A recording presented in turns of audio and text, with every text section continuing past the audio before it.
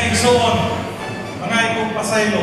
Number 1, because I listen too much. Number 2, because I can't choose short. Ang to, friend. This is the cost of listening. Sa atong pamilya, kung di ka mamati, maaway. And this is the purpose for the stakeholders workshop. Atagag higayon ang tanan nga makapahayag taman makontento kay niaman ang passion and responsibility. And the most responsibility rests in the one calling the workshop and the conference. So manghinaot ko nga kuyog sa inyo ang pagpasaylo ato kong mapamati ang adunay tinadak-an responsibilidad. Because according to Spider-Man, with so much power comes so much responsibility. Spider-Man, acting mayor, Salamat. May gabi. Pagpakan na ito atong kagaligon, labi na sa nabilin. Salamat kayo na nagpabilin mo. Abi ninyo, karong adlaw, kitang tanan nakapagawas sa atong hinanakit, sa atong mga gusto ipaabot, sa atong mga obserbasyon, sa atong mga problema, sa atong mga kasinatian, dinhi sa atong syudad sa Iligan. O kana nga, I really do appreciate the workshop that we have done today. Kay ato man yung masummarize unya, hindi kaman ni workshop ang atong sekretarya isummarize man niya ang tanang mga problema na dapat at imanon sa atong gobyerno. Pero sugyan ko kamo, most of the problems that were presented, kagipresentar na ganina, nasugda na kini o sulbad sa atong gobyerno. Like for example, sa City Hospital, problema ka kay inunana ang atong City Hospital. Pero atong i-evaluate sa atong panahon paglingkod o unsa yung problema sa City Hospital, naging sila funding man yun. Kakinanglan kitag dugang equipo, kakinanglan kitag dugang ng mga professionals, doctors, nurses, experts in medicines and in health. So, automatically, we provided an additional 20 million for the budget of the City Hospital. And I do believe gamay na rin kulang. And I promise the hospital administrator and the chairman of them na sa sunod supplemental budget, we will add again another 10 million to complete the requirements of the City Hospital. Ato kanang ambisyon. With regards to other issues presented, especially ang pinakadako kayo ng problema sa Siyudad Siligan, which is garbage. Nag-iingon pa ni former barangay captain, April na naman, we are the basura. If we are the basura, we should think like the basura siguro.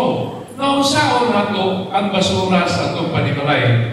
To be frank to all of you, lisod kayo pagsulbad ang problema sa basura.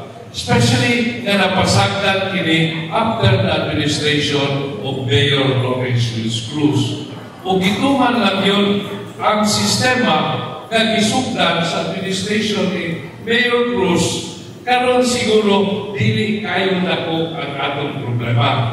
Mauna, nagapatabagin ko ni Dr. Chunilo Ruiz, our former city councilor, na nahimo matabangan ko niya pagbuhat, pagsuhat sa tanang mga ordinansa na gikinahanglan niini. Kay it is our ambition that here in Iligan City, ato yung mapa-implementar ang atong palisiya para sa basura.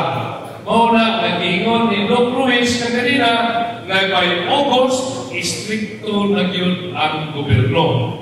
Kaya kinahanglan man kita o ng trucks then we purchase additional dump trucks o mahimo pa mabot o 15 kabo para makolekta gayon nato ang talang basura sa tanang kabaranggayan. Kami, ni Councilor Chudil Ruiz o ni Atty. Ranul Pusenas, ang ato na yung gibangian, isa rin yun, ang schedule pagkolekta sa basura.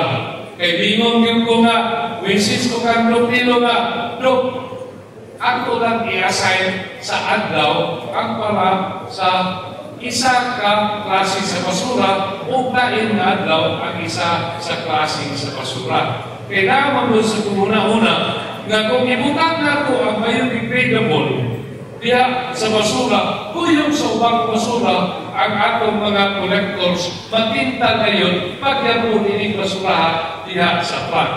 While kung atong kulitahon, isa lang ang basura, yan ang adlawa, then isa lang ang basura ang masulod diya sa truck. But we will really study this further para sa atong implementation karong Agosto anay na kayo. Problema na ito sa basura, wato kang bunbunon, puno na yun o basura ang atong lugar sa bunbunon. Problema kita kung saan na ito. So, maningkamon kami ng mahimo, mapasasan ang landfill para mapuso ang basura, doon kita'y kabutangan o mapalin na itong basura na ito para ma-operate ang atong CFRM. So, okay, isa sa pinakadako nga problema. Problema sa tubig. Kaya mo kung kitagtanan na problema sa tubig, City of Waterfalls. Daghan kay kitang tubig, Cagayan de Oro, Davao, pinakahugaw, usor sa tubig, pero ang ilang tubig dito sa taas sa hotel, kusog kay Muagas. Why it did not happen here in our city? Maybe because daghan pa kayo ang pagkulangon. Tinuod na humana ang proyekto sa tubig. Na humana. Nataod na nato ang dagkong tubo sa mga linya na atong ibutangan. Ready na kini pag-distribute, pero wag pa nato ma-address ang atong problema sa atong distribution lines. Pero nagkakay pamutana, ang all distribution lines, anong may tubig? Kaya kinahanglan pamangyod nato, irihag ang atong distribution lines para musulod ang tubig. Diba? So, importante kayo ang additional program to repair our distribution lines. No? Kaya di kita ito masulbad-sulbad ang problema sa tubig o dili nato ni pag-abuhaton. Daghan pa kayong problema na atong isagwang karon. Like for example, peace and order, siguro nabati na ninyo ang atong ibuhat, creation, organizing, the CCMT, and the CCAT na ini-implement sa palisiyan ini, sa function ini, mabuk ini sa atong kabaranggayan. I-improve nato ang atong communication. Next week siguro, Steve, ang system. Next week siguro, ma-distribute o kahimo ma-install na nato ang atong bagong communication system para bumalik ta di atong panahon ni Honorable Mayor Franklin Tiano ng atong communication system. Wapo kayo, it readily transmit information from the barangay to our consent and immediate response was given to all requests of the constituents. Daghan pa, no? Siguro daghan pa kayo ang mga problema. Unang tingong ko kaninyong tanan, tagailan kong panahon, unong rapong kabulan, di ko kayo pa po sa sulod tuwing, unong naman po kabulan, ako panikabutan, pagsulban kini problema. So, after this workshop, ang atong sekretarya, iyaha ka nang isummarize the suggestion which are for resolution will be summarized. Ato ka nang endorse sa Sangguniang Palusod, problema sa labor, tanan-tanan na problema. Kakinanglan o endorsement nato sa Sangguniang Palusod, atong i-endorse sa Sangguniang Palusod so that there will be resolution and ordinances that can be passed by the Sangguniang Palusod for the implementation of the Chief Executive. So, o kanay atong buhaton. Kaya kung kita tanan, nagpabilin din, lipay kayo kung nakakita ko ninyo. Tungod kay kamuhoy pinaka-interesado kayo nga masulban ang atong problema. Naaka mo din, ihatag ninyong panahon, isang alas 8 na sa gabi, naminaw kita kay Bakpaman, mahatagan o isakto kayo na solusyon ang atong tagsa-tagsa hindi sa atong syudad Silingan. So at this point in time, wag naman siguro may mga pangutana. I believe, sigurado ako na tanang mga pangutana nasa inyong mga una-una, inyo nang napagawas, nasuwat ninyo, atong masummarize o atong matubag subsequently in our administration. So tonight, I would like to thank everybody. Nagpasalamat po kaninyo sa inyong attendance. Kay without you, dili ko mahatagan lugar puso para manika mo para musubat sa atong mga problema.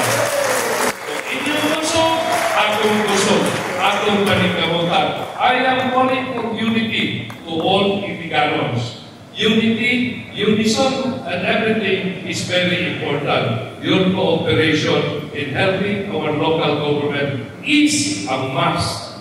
Because hindi nato na buhaton, wag tayo na sa para sa susunod Silingan.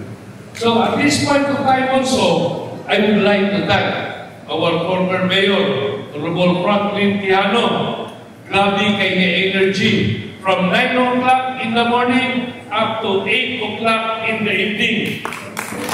Ikaw, bakit? Hindi mo kalako ka ganina. Kaon ka bay-bayoy. Ikaw kaon kay saan pa ka ganina ng istorya. Without the energy of this Honorable Mayor, this particular activity will not be very successful. So, Mayor, thank you very much. We really appreciate what you have done for tonight's activity. The product is really something that is of great use to the administration of the city of Iligan. So at this point in time, before I will end my part, I would like, I would like to give this certificate of appreciation to our moderator this activity. Kay dako yung kayo yung contribution para sa syudad Silingan. This contribution alarm myself of what to do for the city of Iligan. Frank, thank you very much.